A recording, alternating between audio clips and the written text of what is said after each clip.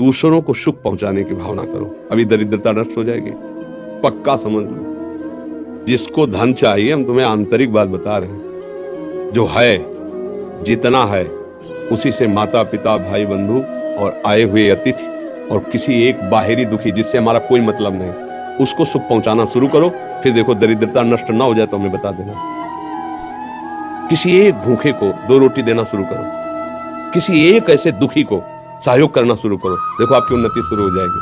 हम कैसा चाहते, किसी एक का छीनने को मिल जाए तो हम सुखी हो जाए, किसी एक को हम दुखी कर दें हम सुखी हो, ये सर्वनाश की बातें हैं, वही हमको भोगना पड़ता है। अगर हम धर्म से चले तो सर्वलोक महेश्वर भगवान, ऐसा नहीं कि वो देख, एक सेकंड भी कोई ऐसा नहीं है जिसको भगवान नहीं देख रहे।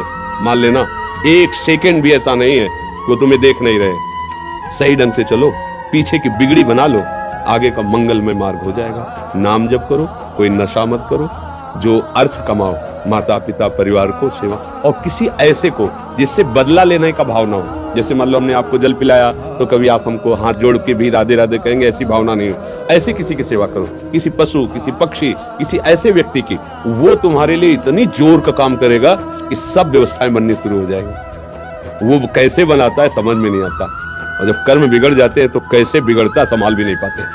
इसलिए उसको रिझा लो, सारी बात बन जाएगी। भाई वो वृद्ध कोई ऐसा भूखा प्यासा बीमार पड़ा हो, इन बातों पे लोग ध्यान नहीं देते।